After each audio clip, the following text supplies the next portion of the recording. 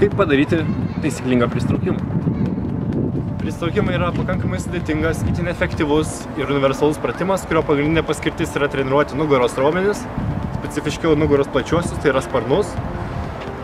Ir taip, tai yra pratimas, taip, jį galima atlikti daugybę skirtingų būdų ir dėja taip, daugybė žmonių daro klaidas atliekant šį pratimą.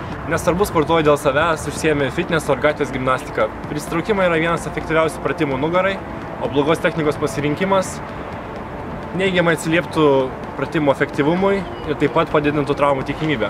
Todėl pradžioje svarbiausia yra išmokti bazinį judesį, tai yra pristraukimą, o paskui pereiti prie variacijų. Taigi, kaip efektyviai atlikti pristraukimus išnaudojant savo nugarą? Pirmas dalykas, kuris ateina į galvą, tai yra kaip man apimti skersinį. Ar delnais nuo savęs, ar delnais į save.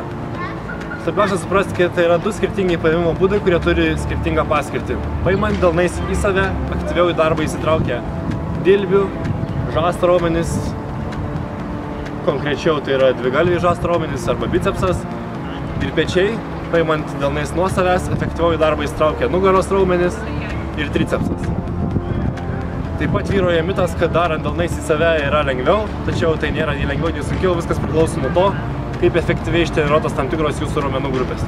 Taigi pirmas dalykas buvo paėmimo būdas, dabar pakalbėkime apie paėmimo plotį. Svarbus dalykas yra paimti pakankamai plačiai, kad traukiantis, tuo metu, kai alkūnės susilygina su jūsų pečiais, tarp dilbių ir žasto būtų 90 laipsnių kampas. Tarkim, tai galima pasitikrinti užsikabinus ant skersinio. Štai dabar aš traukiuos ir turiu gerą kampą. Alkūnės rodo į šonus, 90 laipsnių kampas, pristraukimas.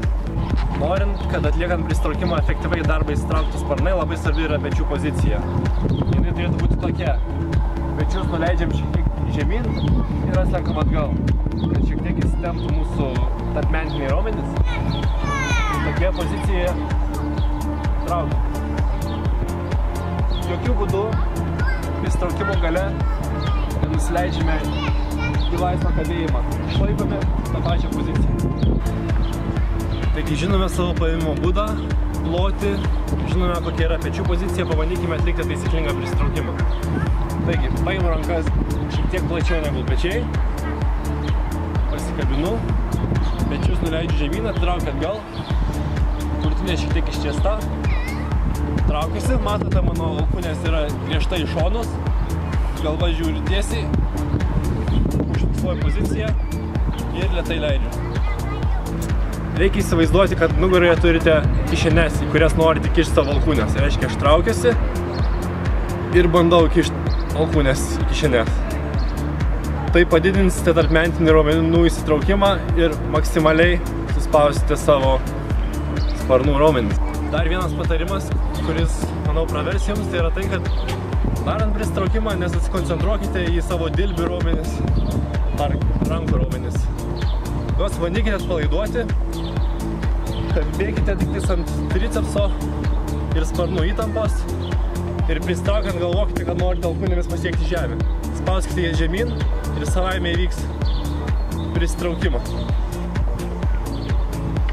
Taip pat visada kreipkite dėmesį į šią susispaudimo dalį, kaip aš jau minėjau anksčiau, kišenes, nes tai yra labai svarbu norint treniruoti savo tarpmentinius raumenis, o tai yra vienas iš pagrindų norint efektyviai išnaudoti savo sparnų raumenis. O kaip visi žinome, esate stiprus tik tiek, kiek yra stipriausia jūsų silpniausia grandis. Tiesiog kiek yra stipri jūsų silpniausia grandis. Taip kad nepamirškite to ekstra paspaudimų.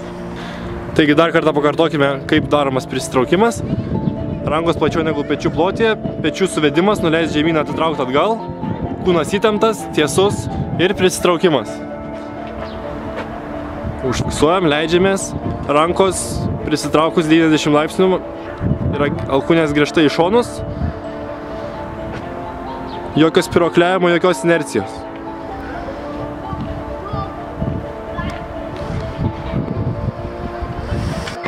Taigi viskas atrodo ganėtinai nesudėtingai, tačiau apžvelkime dažniausiai daromas klaidas.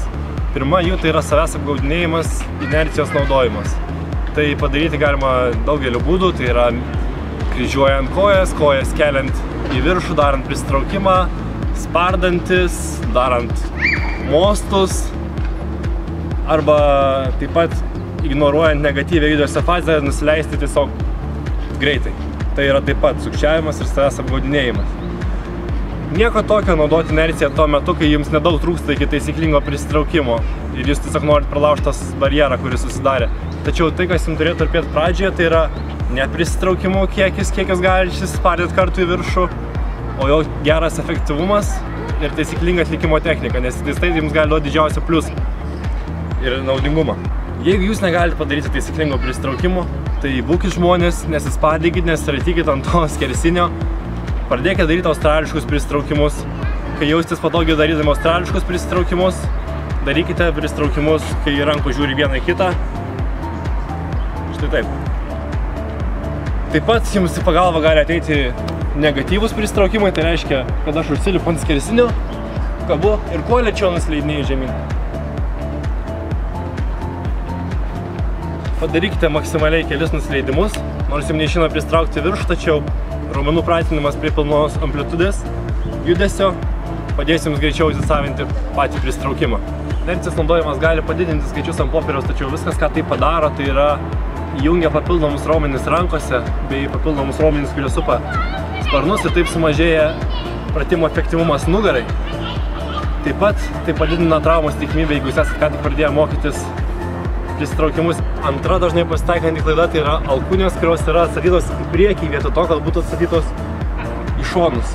Tai nėra blogai, jeigu jūsų paskirtis yra daugiau krūvio suteikti rankom, bet kas atsitinka, kai mes rankas tiesime į priekį, tai labiau įsijungia mūsų dilbių raumenys, bicepsai ir pečiai. Tai parodo, kaip iš tikrųjų paprasta prisitraukimuose yra keisti išnaudojamas raumenų grupės, užtenka pakeisti tokį paprastą dalyką kaip paėmimo plotis ir alkūnių atsukimo kampas. Tačiau jeigu norite efektyviai išnaudoti savo sparnus ir daryti taisyklingą prisitraukimą, tai jas laikykite šonus, paplačiau ir viskas bus gerai. Ketvirta klaida, kuri pasitaiko tarp tų, kurie daro prisitraukimus, tai yra nepilna judesio amplitudė ir taip vadinama lesykla. Tai pradėsim nuo lesyklos. Lesyklą vadinu štai šį judesį. Tai reiškia šitą smakrą iškišimą virš skersinio. Tai nėra būtina, tai apkrauna trapeciją, nuima stresą nuo sparnų. Ir tai galbūt buvo reikalavimas, kai jūs buvote mokykloje, bet tai neturi nieko bendro su taisyklinga pratimo atlikimo technika. Kalbant apie pilną amplitudę, treniruojantis, kiekvienam raumeniui svarbiausia yra iš pilnai ištiesos pozicijos patekti į pilną susitraukimą. Jeigu jūs neatliekate pilnos judesio amplitudės, jūs negausite maksimalaus efekto savo raumenį, jūs taip efektyviai progresuosite, bet turėkite valios, atlikite viską taisyklingai ir pamatysite, kaip rezultatai ateis patys.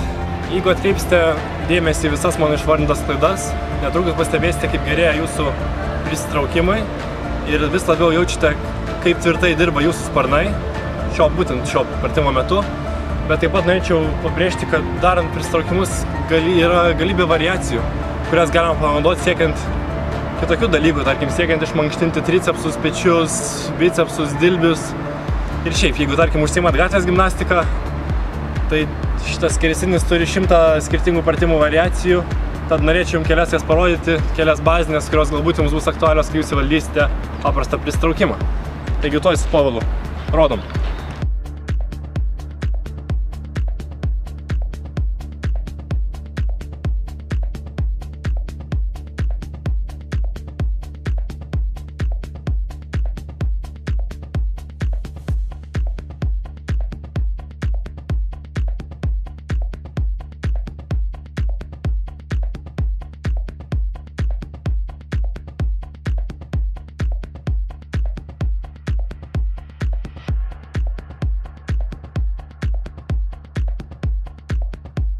Taigi tikiuosi, kad šis gidas ir išsakyti patarimai padės jūsų prisitraukimų kelyje. Svarbu suprasti, kad tai nėra lengvas pratimas, žmonės ilgai dirba, kad jį išmoktų. Kai kas liečia taisyklingą techniką, tai padaryti galbūt yra dar sunkiau, nes mums nepadeda skirtingos raumenų grupės. Ir nežinau, jeigu turite kažkokių pasiūlymų, ko aš nepaminėjau čionais, išsakykit, tai bus pats galbūt išsamiausias lietuviškas prisitraukimų gidas, kuris yra padarytas šiai dienai. gerai kapokit, gerų prisitraukimų ir sėkmės.